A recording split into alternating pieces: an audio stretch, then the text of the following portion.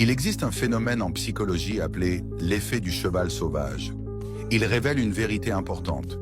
Ce qui nous écrase vraiment n'est souvent pas le problème lui-même, mais les réactions émotionnelles qu'il déclenche.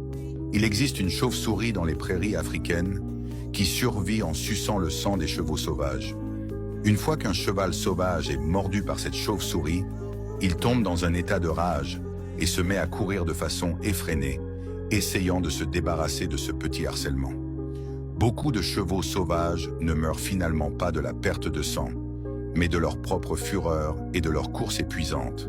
Après leurs recherches, les zoologistes ont découvert que cette quantité de sang n'était absolument pas suffisante pour être fatale. Ce qui épuise vraiment le cheval sauvage et le conduit à s'effondrer, c'est sa propre réaction émotionnelle. Beaucoup de difficultés dans la vie sont semblables. Une dispute, une remarque désagréable, une situation passagère peuvent sembler insignifiantes, mais déclenchent une tempête dans notre cœur.